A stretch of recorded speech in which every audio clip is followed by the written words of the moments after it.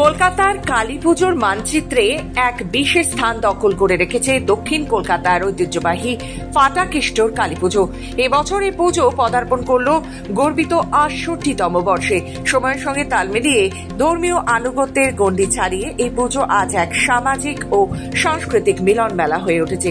৭০-এর দশকের শুরুতে কিছু উৎসাহী যুবকের উদ্যোগে সূচনা হয়েছিল এই কালী পুজোর।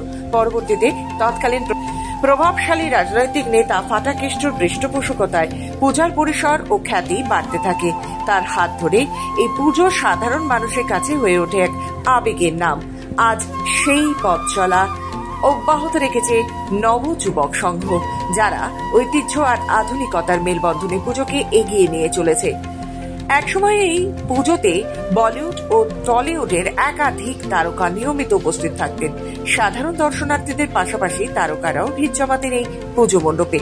আজও হাজার হাজার মানুষ এই পুজোয় এসে এক অপার আবেগে নিজেদের জড়িয়ে ফেলেন। ভিড় সামাল দিতে এবং দর্শনার্থীদের নিরাপত্তা নিশ্চিত করতে রয়েছে আধুনিক সিসিটিভির নজরদারি, ফায়ার সার্ভিস, মেডিকেল টিম ও স্বেচ্ছাসেবক বাহিনী। গোটা এলাকা নিয়ন্ত্রিত ও সুসংগঠিতভাবে সাজানো হয়েছে, যাতে কেউ কোনো রকম সমস্যায় না পড়েন। এতদিন ধরে এই পুজোর প্রতিমা নির্মাণের দায়িত্বে ছিলেন বিশিষ্ট শিল্পী মাধব পাল, কিন্তু এবছর তার পরিবর্তে মূর্তি গড়ছেন মিন্টু পাল। আর তাতেই নেট দুনিয়ায় শুরু হয়েছে জোর বিতর্ক। অনেকে বলছেন মায়ের মুখের আদলে পরিবর্তন এসেছে, তবে উদ্যোক্তারা এই দাবি উড়িয়ে দিয়ে জানাচ্ছেন প্রতিমার সৌন্দর্য ও ভাবনায় কোনো পরিবর্তন হয়নি। কলকাতার ঐতিহ্যবাহী পুজোগুলির মধ্যে অন্যতম একটি পুজো হলো ফাটাকেষ্টর কালী পুজো। এই কালী পুজো কিন্তু ফাটাকেষ্টর হাত ধরে জনসমক্ষে প্রচলিত হয় এবং তার অবর্তমানেও কিন্তু নবযুবক সংঘের হাত ধরে এই পুজো চলছে একেবারে রমরমিয়ে।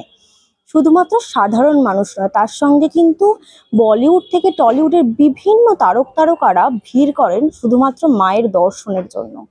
এবছর এই পুজোর ৬৮তম বর্ষ এবং এই পুজোর ইতিহাস সম্পর্কে বিস্তারিত জানবো এই পুজোরই কর্তৃপক্ষের কাছ থেকে। দেখো, পুজো তো কিছু প্রতিবেশী লোক শুরু করেছিল, কিন্তু কেষ্টরা ধরার পর পুজোটাকে এটা একটা অন্য মাত্রা নিয়েছে। পুজো ৭০ দশকে এত জনপ্রিয় হয়ে গেল কালী পুজো। কালী পুজো তো আগে এত জনপ্রিয় কোনোদিন ছিল না। দুর্গা পুজোই আমাদের জনপ্রিয় ছিল বাঙালিদের ভেতর। কালী পুজো হয় বরাবরই, কালী ভক্ত আমরা প্রচুর আছি, ঘরে ঘরে পুজো হয়, মন্দিরে মন্দিরে পুজো হয়, কিন্তু এরকম পাবলিকলি পুজো এত জনপ্রিয় কখনো ছিল না। তার সঙ্গে সঙ্গে প্যারালালি একটা আমার স্ট্রিটের পুজো ছিল, তখন তো একটা মানসিক জেদারি ছিল সব। সেই জেদারিতে আমার স্ট্রিটে একটা পুজো ছিল, দুটোই আস্তে আস্তে কম্পিটিশনের মতো বড় হতে আরম্ভ করলো। তো মূলত কলেজ স্ট্রিট অঞ্চলটা একটা কালী পুজোর একটা জনপ্রিয়তা অনেক বেশি বৃদ্ধি পেল। তারপরে আমাদের এখানে জগা মিস্ত্রি বলে একজন ছিলেন, উনিও বড় পুজো করতে আরম্ভ করলেন।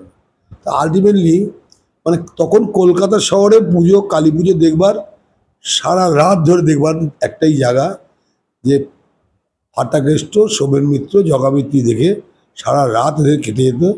এবং সারা রাত প্রোগ্রাম হতো, ফাংশন হতো, আর্টিস্ট আসতো, সকালবেলায় সব ট্রেন যাত্রীরা চলে যেত। এটা ছিল একটা সময়, ওই সময়টা এই ছিল একটা কালচার। পরবর্তী সময় তো সব শিডিউল হয়ে গেছে, ফাংশনের টাইম শিডিউল হয়ে গেছে, সব শিডিউল হয়ে গেছে, বিসর্জন শিডিউল হয়ে গেছে, সময়ের সাথে সাথে সবই পাল্টায়। গতকাল মণ্ডপের শুভ উদ্বোধন হয়ে গিয়েছে। উপস্থিত ছিলেন শহরের একাধিক বিশিষ্ট ব্যক্তি ও বিশিষ্ট শিল্পী। উদ্বোধনী অনুষ্ঠানে ছিল সাংস্কৃতিক পরিবেশনা, আলোকসজ্জা ও বিশেষ আলোচনা সভা। প্রতিদিন মণ্ডপে চলছেন নানান অনুষ্ঠান, যা পুজোর আনন্দকে আরো রঙিন করে তুলেছে। ক্যামেরায় বিউটির সঙ্গে দেবনা সামন্তর রিপোর্ট, খবর বাংলা, কলকাতা।